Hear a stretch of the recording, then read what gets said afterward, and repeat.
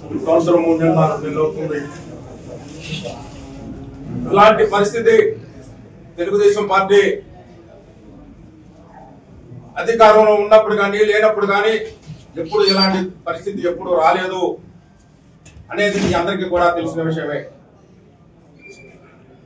ఇదే తిరువూరు ఎమ్మెల్యే కొలుగుపూడి శ్రీనివాసరావు వచ్చిన కాడ నుంచి ఈ తిరువూరు కాన్స్టిట్యున్సీ ఏ రకంగా ఇబ్బందుల్లో పడుతుందో అనేది కూడా మీ అందరికీ కూడా తెలిసిన విషయమే. ఇక్కడికి తిరువూరు ఎమ్మెల్యే అభ్యర్థిగా వచ్చినప్పుడు తిరువూరు ఎమ్మెల్యే కొలుగుపూడి శ్రీనివాసరావు ఒకటే చెప్పాడు అందరికీ కూడా, నేను ఎంపీ కేసినేని చిన్ని గారి వారి దయ వల్ల నాకు ఎమ్మెల్యే టికెట్ వచ్చింది చెప్పింది అతనే. ఈ మండల నాయకులు అందరూ కూడా అందరి సమక్షంలోనే పబ్లిక్ మీటింగ్లలోనే ఎంపీ గారి దయ వల్లే నాకు ఎమ్మెల్యే టికెట్ వచ్చింది. ఎమ్మెల్యే గారి దయ వల్లే నేను ఈ తిరువూరు కాన్స్టిట్యున్సీలో నాకు ఆర్థిక పరిస్థితి కూడా లేదు, ఆర్థికంగా అన్ని రకాలుగా కూడా ఎంపీగా పోటీ చేస్తున్న కేసినేని చిన్ని గారే నాకు సపోర్ట్ చేశారు, అన్ని రకాలుగా ఆయన అని చెప్పారు. నాకు దేవుడి కంటే ఎక్కువ అన్నాడు. ఇవాళ అదే ఎంపీని ఏ రకంగా ఇరకాటంలో పెడుతున్నారనేది కూడా మీ అందరికీ కూడా తెలిసిన విషయమే. మా ముందు పెద్దలు చాలా విషయాలు తెలియజేశారు. ఎందుకంటే అతను తెలుగుదేశం పార్టీ అతని ఒంట్లో ఆ బ్లడ్ అనేది కనిపించట్లా. ఒకప్పుడు వైఎస్ఆర్ పార్టీలో నుంచి ఇందులోకి వచ్చాడు కాబట్టి ఇంకా బ్లడ్ అనేది ఇంకా కొంత అనేది అతనిలో ప్రవర్తిస్తుంది. ఎందుకు అని తెలియజేస్తున్నామంటే తెలుగుదేశం పార్టీలోకి వచ్చాడు, ఎంపీ గారి చిన్ని గారి దయ వల్ల గెలిచాడు. ఇక్కడ నాయకులు మండల నాయకులు అందరూ కూడా కష్టపడి నిన్ను గెలిపించినందుకు పార్టీ పదవులు కూడా కొనుక్కుంటున్నారు అని చెప్పి చెబుతున్నామంటే నీకు సిగ్గుందా అని చెప్పి అడుగుతున్నా. నీకు సిగ్గున్నోడు అయితే ఇన్ని సంవత్సరాల నుంచి పార్టీలో కష్టపడిన వాళ్ళు పదవులు కొట్టుకుంటారు అనేది కూడా నీకు తెలియదా? ఒక్కసారి ఆత్మ పరిశీలన చేసుకోవాలి. నువ్వు ఇక్కడ రేషన్ మాఫియా అంటే అది నేర్పింది నువ్వు కాదా అని చెప్పి నేను అడుగుతున్నా.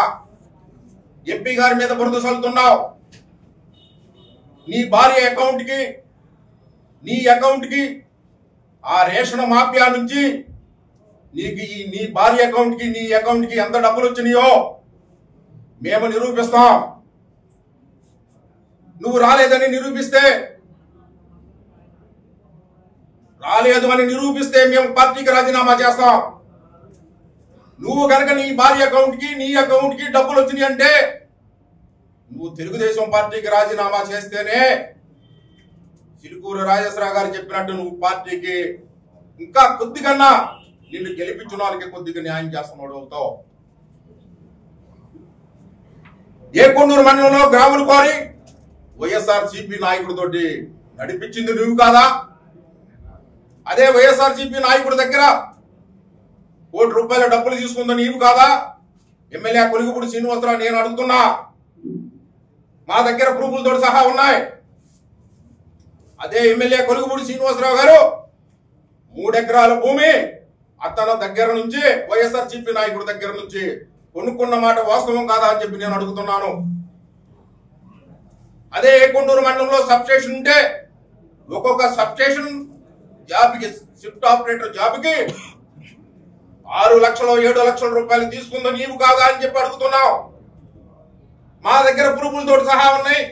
ఆ ప్రూఫ్లు కూడా నిరూపిస్తాం. ఇవాళ ఎంపీ గారి మీద బురద చల్లుతున్నావు. అదే ఎంపీ గారి వల్లే ఇంకా ఈ కాన్స్టిట్యున్సీ ఇంత మాత్రం ఉంది. అదే ఎంపీ గారిని దేవుడు అన్నావు.